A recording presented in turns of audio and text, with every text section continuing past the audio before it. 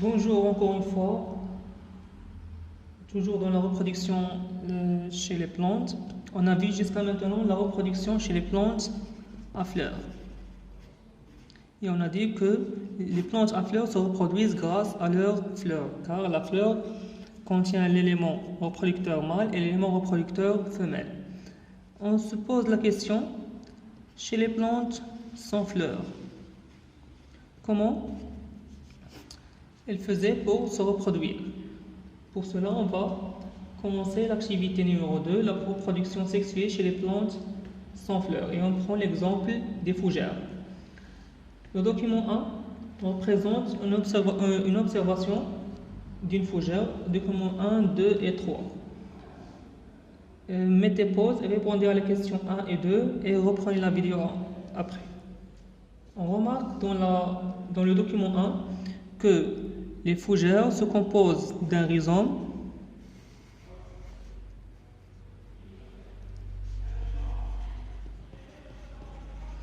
qui est une tige souterraine. Un rhizome, bien une tige souterraine, ça veut dire qu'il se trouve sous la terre ou bien sous le sol. Le rhizome contient plusieurs racines. Sur le rhizome, on trouve la pétiole. Le rôle de la pétiole, c'est de porter la feuille, qui n'est pas comme la feuille des autres plantes. On remarque que la feuille des fougères est composée de plusieurs lobes, comme le montre le document 1. Donc, ceci c'est la feuille et ceux-là ce sont des lobes. Le document 2 et 3 montrent une observation de la partie latérale des feuilles de fougère. Donc si on remarque, ou bien si on observe la partie inférieure des feuilles de fougère, on remarque que les feuilles contiennent des points ou bien des éléments noirs ou bien bruns. Ces éléments sont appelés des sores. Et chaque sore, si on l'observe comme le montre le document 3, chaque sore est composé de plusieurs éléments très petits. On les appelle des sporanges. Donc, un sore est un ensemble ou bien un amas de sporanges. Amas veut dire un ensemble d'éléments qui sont semblables. Donc, un sore est un amas de sporanges. Ça veut dire qu'un sore est un ensemble d'éléments qui sont semblables, appelés sporanges. Le document 5, ou bien le document 4, montre qu'est-ce qu'il y a dans un sporange. Donc, si on remarque le sporange, comme le montre le document 4, essayez de mettre pause et répondre à la question 3. Et reprenez après. Donc, si on remarque les spores du document 4, on observe que les spores sont des éléments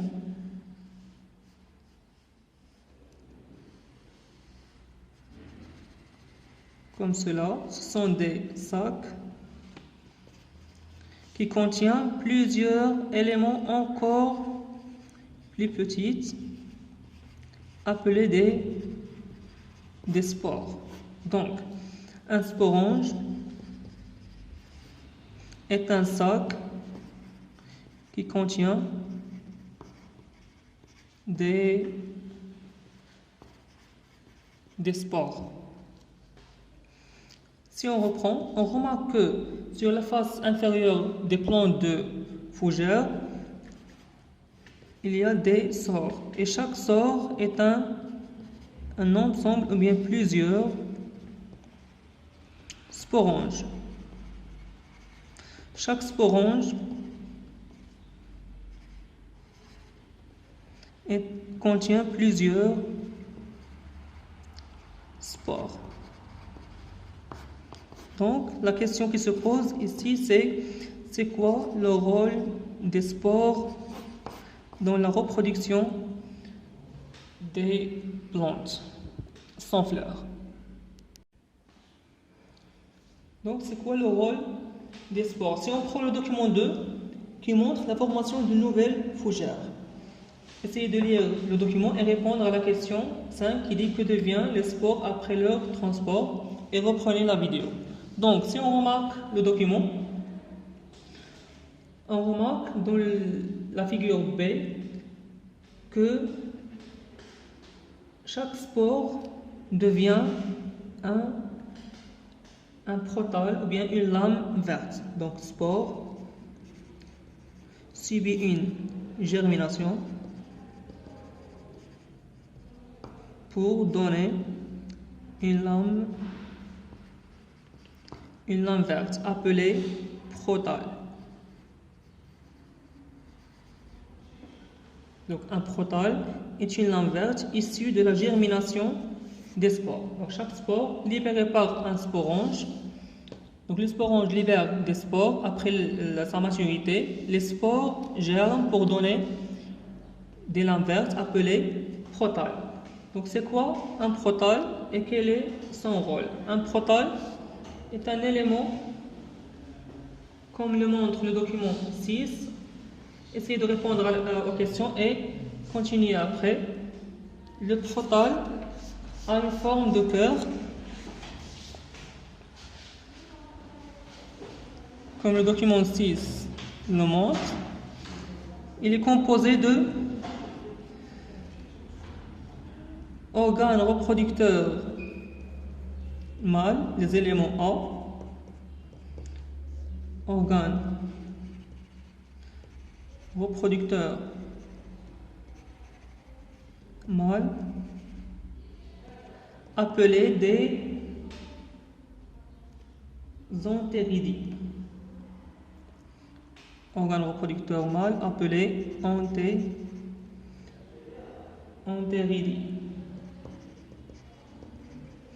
Et organes reproducteurs femelles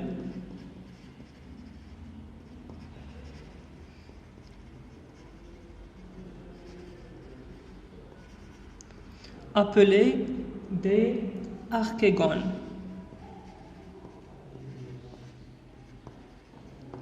Donc, sur le protale, on trouve les organes reproducteurs mâles qui sont les entéridies et les organes reproducteurs femelles qui sont les archégones. Si on observe le document 6, il nous montre que se trouve dans l'archégone et que se trouve dans les entéridies. Donc, si on prend une vue latérale d'un protale,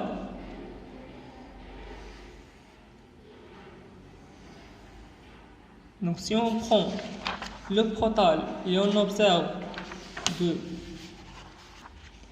son côté, on remarque, donc c'est le protale ou bien la lame verte. Il contient des archégones. L'archégone contient l'élément D. L'élément D, c'est le gamète femelle, appelé oosphère, comme chez les plantes à fleurs. Les organes reproducteurs mâles ou bien les entéridies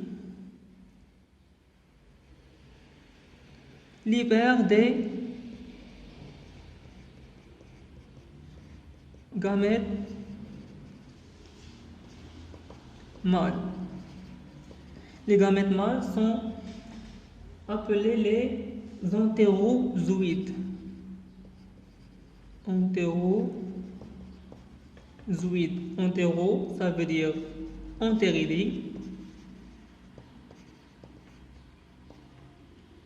Et zoïde, ça veut dire gamètes. Donc, ce sont des gamètes issus de entéridies. Donc, les gamètes mâles issus des entéridies sont appelés entérozoïdes. Les gamètes femelles appelées osphères se trouvent dans l'archégone.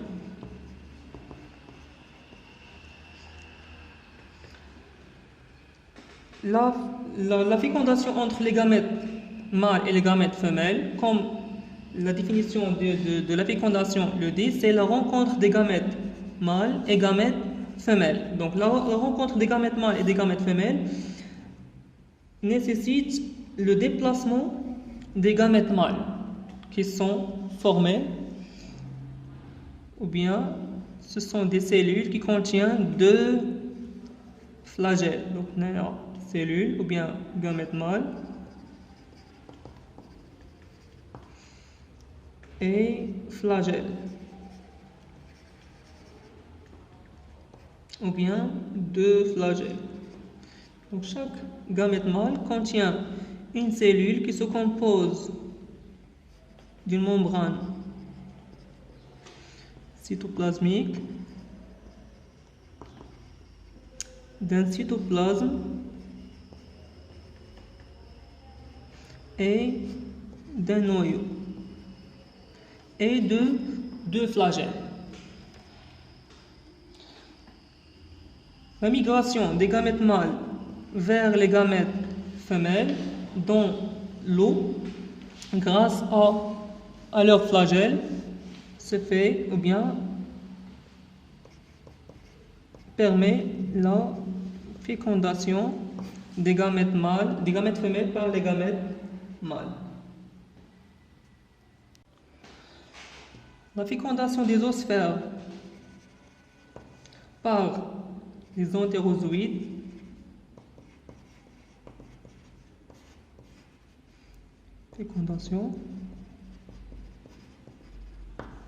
permet d'obtenir des œufs. Que se passe-t-il à l'œuf?